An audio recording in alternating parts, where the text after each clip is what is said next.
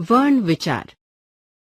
बच्चों, आइए आज हम वर्णों के बारे में चर्चा करते हैं। वर्ण भाषा की सबसे छोटी इकाई को कहते हैं। वर्णों के समूह को वर्णमाला कहते हैं। मानक हिंदी वर्णमाला केंद्रीय हिंदी निदेशालय, भारत सरकार और राष्ट्रीय शैक्षिक अनुसंधान और प्रशिक्षण परिषद द्वारा मानक हिंदी वर्णमाला का निर्धारित रूप इस प्रकार है। स्वर अ आ, इ ई, उ ऊ, रि, ए ऐ, ओ औ। व्यंजन क, ख, ग, घ, ng, च, छ, ज, झ, य, ट, ठ, ड, ढ, ण, ण, त, थ, द, ध, न, प, फ, ब, भ, म, य, र, ल, व, श, श, स, ह। संयुक्त व्यंजन क्ष, त्र, ज्ञ, क्ष्र। आघात ध्वनियां अ, ज, फ।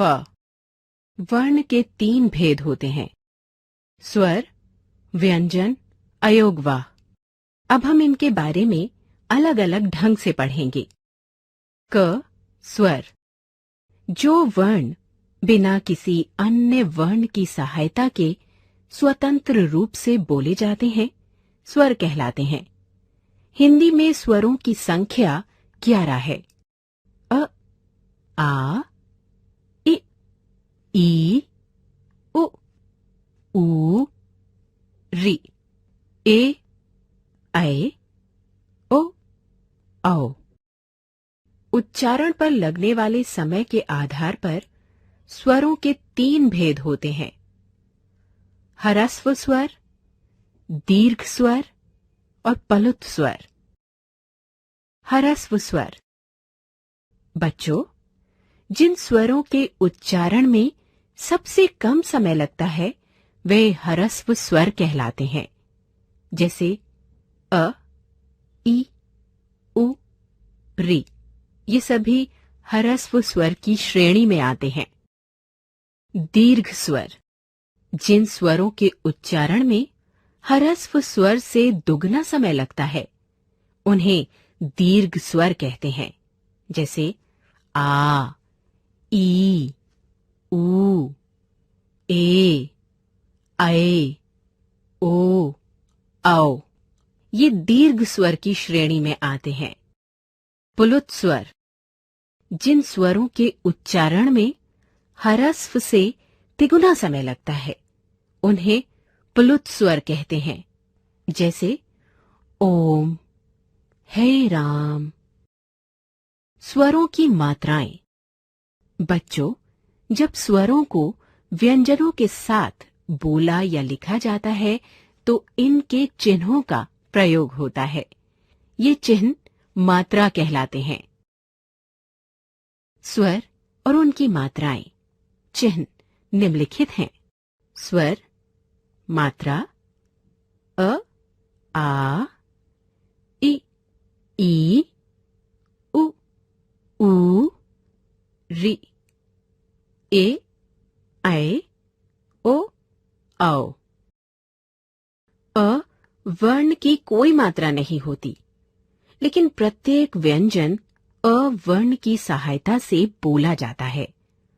अतः सभी व्यंजन इस प्रकार लिखे जाते हैं: क, ख, ग, च, छ, ज आदि। जब व्यंजन अ वर्ण से रहित होते हैं तो उन्हें इस प्रकार लिखा जाता है: क, ख, ग, च, छ, ज आदि। स्वर रहित व्यंजन के नीचे लगी तिरछी रेखा को हल कहते हैं। इनके द्वारा व्यंजन के आधे होने का संकेत मिलता है। ख, व्यंजन। बच्चों, जिन वर्णों का उच्चारण स्वरों की सहायता से होता है वे व्यंजन कहलाते हैं। अब आइए व्यंजन के भेदों को जानें। इसके 3 भेद होते हैं: स्पर्श व्यंजन, अंतस्थ व्यंजन, ऊष्म व्यंजन। स्पर्श व्यंजन जिन व्यंजनों का उच्चारण करते समय श्वास मुख के विभिन्न स्थानों का स्पर्श करती हुई बाहर निकलती है, उन्हें स्पर्श व्यंजन कहते हैं। स्पर्श व्यंजन है व्यंजन, उच्चारण स्थान, कवर्ग, कंठ, चवर्ग, तालु, टवर्ग, मूर्धा, तवर्ग, दंत, पवर्ग, ओष्ठ। अंतस्थ व्यंजन जिन वर्णों का उच्चारण स्वरों और व्यंजनों के मध्य का होता है वे अंतस्थ व्यंजन कहलाते हैं। इनका उच्चारण करते समय जीभ मुंह के किसी भाग को भी पूरी तरह स्पर्श नहीं करती। ये हैं य, र, ल, व। ऊष्म व्यंजन। ऊष्म व्यंजन इन वर्णों के उच्चारण के समय हवा के रगड़ खाने से मुख में गर्मी यानी ऊष्मा उत्पन्न होती है, अतः इन्हें ऊष्म व्यंजन कहा जाता है। ये हैं श, श, स, ह। बच्चों, इनके अलावा कुछ व्यंजन एवं उनके अन्य रूप भी होते हैं। आइए उनको एक एक करके जानने का प्रयत्न करें। संयुक्त व्यंजन 2 भिन्न व्यंजनों के योग से बने वर्ण संयुक्त व्यंजन कहलाते हैं। जैसे क्ष, क जमा क्ष, क्षमा, क्षत्रिय, कक्षा। त्र, त जमा र, पत्र, चित्र, त्रिकोण। ज्ञ, ज जमा इया, ज्ञात, ज्ञान, यज्ञ। श्र, श जमा र, श्रम, श्रमिक, श्रेष्ठ। द्वित्व व्यंजन 2 समान व्यंजन ध्वनियों से बने संयुक्त व्यंजन द्वित्व व्यंजन कहलाते हैं। इनके उदाहरण हैं च जमा च, चच, सच्चा, कच्चा, बच्चा। क जमा क, कक, पक्का, चक्का, सिक्का।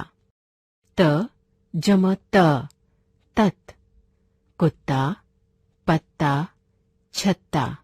द जमा द, दद, गद्दा, रद्दी, चद्दर।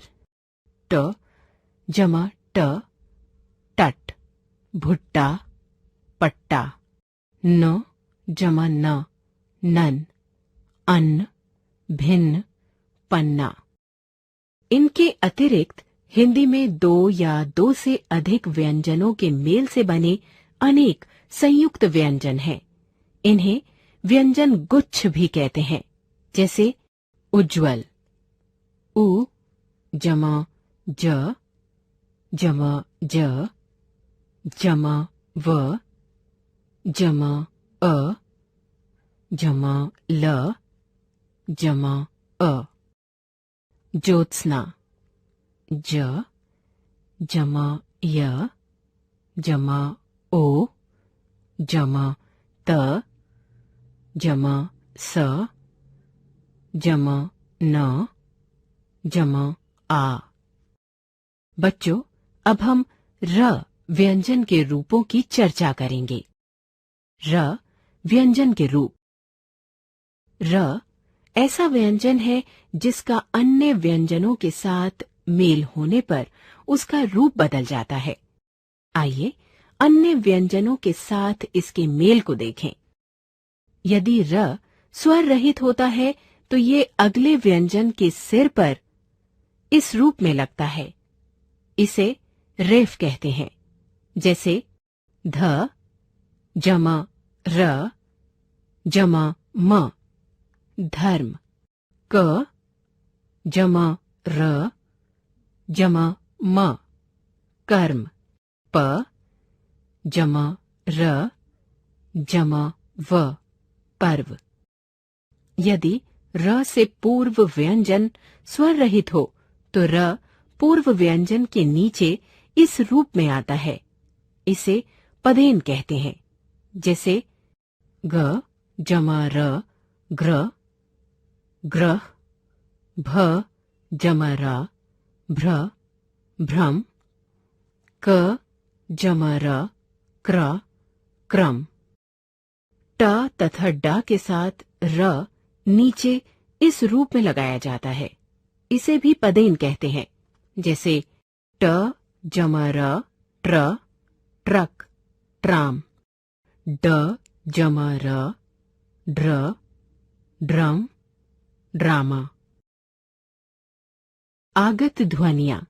हिंदी भाषा में विदेशी भाषाओं के शब्दों के साथ आई ध्वनियां आगत ध्वनियां कहलाती हैं, जैसे औ, डॉक्टर, ऑफिस, हॉल, कॉलेज, ज, सजा, जरा, जमींदार, फ, कफन, खफा, फन।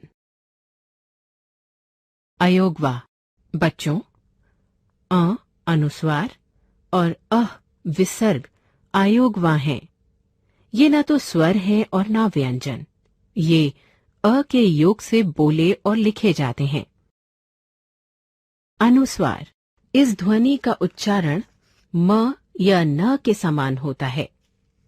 इसका लिपि चिन्ह ये है। इसका प्रयोग स्वरों और व्यंजनों के ऊपर बिंदु के रूप में किया जाता है, जैसे कंस, हंस, अंश आदि। विसर्ग। स्वर से परे जो दो बिंदियां लगाई जाती हैं, वे विसर्ग कहलाती हैं।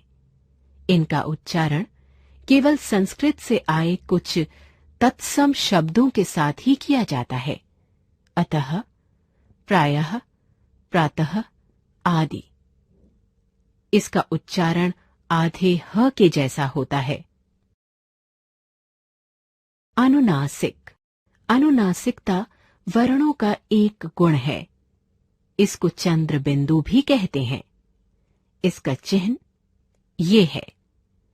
इसका प्रयोग स्वरों और व्यंजनों के ऊपर किया जाता है, जैसे आंख, चांद, मां, गांव, सांप आदि। अनुनासिक का उच्चारण नाक और मुंह से किया जाता है।